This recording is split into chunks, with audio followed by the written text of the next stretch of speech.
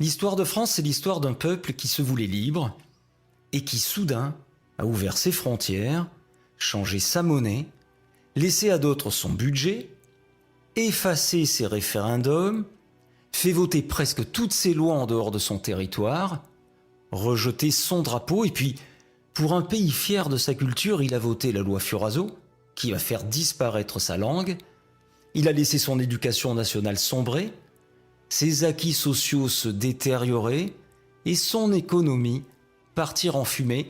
C'est pas une paille. Donc je vous emmène à la rencontre d'une France qui aura tenté l'aventure de l'Union européenne, mais à savoir si c'est pour le meilleur ou pour le pire. C'est ce que nous allons voir ensemble. La communauté économique européenne est créée. Son but est un rapprochement économique qui permet la libre circulation des personnes, des marchandises, des services et des capitaux entre les pays membres. Les signataires sont la France, l'Italie, l'Allemagne de l'Ouest, la Belgique, le Luxembourg et les Pays-Bas. Il est vrai que dans cette Europe intégrée, comme on dit, il n'y aurait peut-être pas de politique du tout. Ça simplifierait beaucoup les choses. Et puis, en effet, dès lors qu'il n'y aurait pas de France, pas d'Europe, qu'il y aurait une politique, faute qu'on puisse en imposer une à chacun des 6 États, on s'abstiendrait d'en faire. La France perd tout d'un coup les moyens de sa souveraineté et qu'elle va se soumettre dans sa vie quotidienne, démocratique, dans sa façon de vivre, dans sa façon de penser, à une domination étrangère. Ce serait alors vraiment comme si on avait perdu une guerre. L'Europe qu'on nous propose n'est ni libre, ni juste, ni efficace. Elle enterre la conception de la souveraineté nationale et les grands principes issus de la Révolution. La construction européenne se fait sans les peuples, qu'elle se fait en catimini, qu'elle se fait dans le secret des cabinets, dans la pénombre des commissions, dans le clair-obscur des cours de justice. Voici maintenant notre estimation Ipsos des résultats de ce référendum. Les Français rejettent la Constitution européenne. Le non l'emporte largement, 55% contre 45% pour le oui. On en vient à l'Europe qui tourne une page et qui se relance. Les 27 pays ont donc signé officiellement le traité de Lisbonne aujourd'hui. Il remplace donc la Constitution repoussée il y a 2 ans et demi par référendum. Sur 27 pays, seule l'Irlande a prévu un référendum. Tous les autres passeront par la voie référendaire. Moins de risques de rejet, mais beaucoup d'insatisfaction aussi. Aujourd'hui, on a manifesté au Portugal et en France. Ceux qui avaient dit non à droite comme à gauche sont furieux. C'est une forfaiture, c'est une traîtrise, c'est une... Bien évidemment, M. Sarkozy a trompé le peuple français, il a parlé d'un mini-traité, une petite souris qui passerait par un petit trou. C'est en réalité l'intégralité de la Constitution européenne. Le fond de l'affaire, c'est que la démocratie est bafouée. 4 fois par an au minimum, 27 chefs d'État et de gouvernement se retrouvent à Bruxelles. Le nouveau rituel est apparu au milieu des années 70. Et depuis 3 ans, crise planétaire oblige, c'est devenu un rendez-vous incontournable et capital. 27 délégations, 23 langues différentes, 27 projets politiques à harmoniser. C'est le premier sommet du président français. Comme il l'a promis durant sa campagne, François Hollande est venu réclamer un pacte de croissance pour l'Europe. Mais la tâche peut s'avérer difficile. Un président français peut-il encore imposer ses vues au Conseil européen? Devant tout ce beau monde, la commissaire européenne va être très claire. Il faut lentement mais sûrement comprendre qu'il n'y a plus de politique intérieure nationale. Il n'y a plus que des politiques européennes qui sont partagées dans une souveraineté commune. Quelques mois plus tard, les craintes de François Hollande se confirment. La France ne fera pas de croissance et elle va même briser la règle d'or en dépassant les 3% d'endettement. On peut émettre alors ce qu'on appelle ensuite une mise en demeure, si la recommandation n'a pas été suivie des faits, qui de nouveau demande aux États membres de converger vers des cibles budgétaires plus raisonnables. Et puis si ça n'est toujours pas le cas, alors on peut se mettre en place des mécanismes de sanctions financières. Pour la France, ça représenterait 4 milliards d'euros, à peu près. Alors qu'il commence son 6e Conseil européen, le président français est donc loin d'avoir atteint son objectif. Pire, lui qui voulait peser sur l'Europe pourrait subir les foudres de Bruxelles pour un déficit trop important. La France sous surveillance.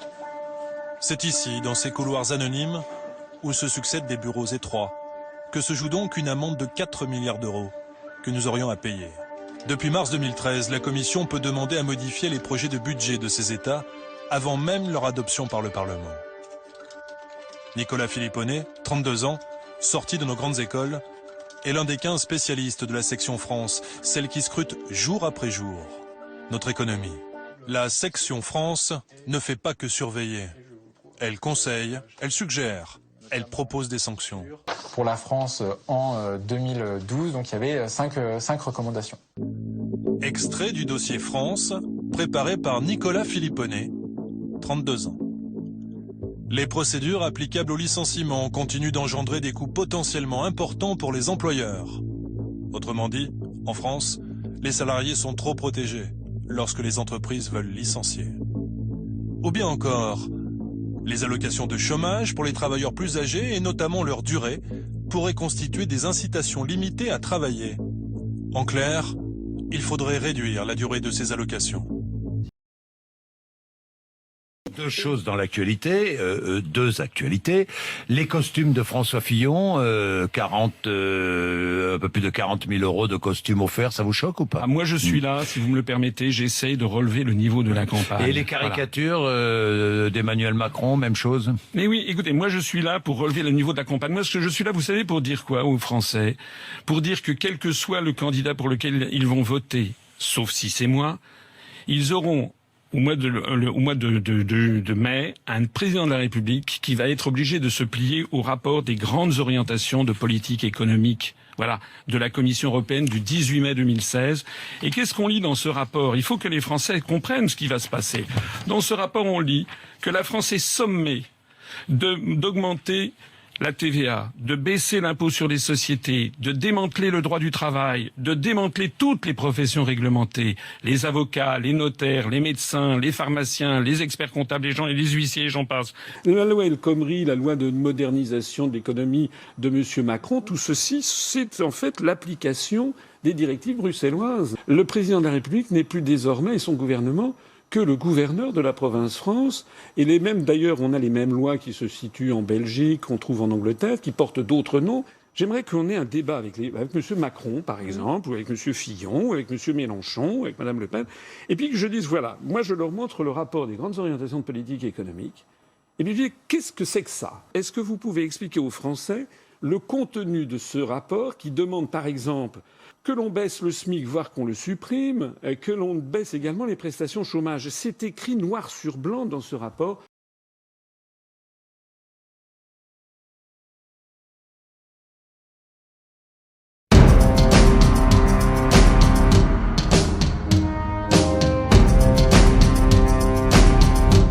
Il s'agit évidemment pour nous de reconstruire un projet européen. Moi j'espère qu'on construira bien sûr notre Europe à nous. La construction d'un nouveau grand compromis européen, d'un New Deal européen que j'appelle de mes vœux. Moi, je défendrai un projet européen renouvelé. Nous, on est pour l'Europe. Nous, c'est construire une Europe des peuples. C'est pour ça que je refuse cette Europe-là et que je pense que l'Europe est à rebâtir. Le point de départ et le point d'arrivée d'un nouveau projet européen, c'est la convergence sociale. D'abord, je n'organise pas de Frexit. Moi, je vais fonctionner en type Europe des nations. Mon objectif, si je suis élu, c'est d'engager une négociation avec l'Union européenne. Donc un Frexit? Non, pas du tout. Ça voudrait dire la destruction de l'Europe. La renégociation.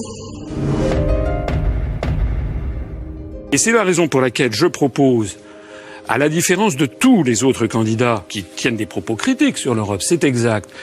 Mais eux, ils proposent toujours de renégocier les traités, une autre Europe, ils ont tous ça à la bouche. Moi, j'explique qu'on ne peut pas avoir une autre Europe, parce que pour changer les traités, il faut l'unanimité des États membres. Or, nous n'aurons jamais l'unanimité des gouvernements et encore moins des peuples pour remettre en cause des compromis qui ont 60 ans d'âge, et on voudrait remettre en cause ces compromis au seul bénéfice de la France. Donc je dis que ce qu'il faut faire, eh bien c'est sortir de l'Union européenne, de l'euro et de l'OTAN.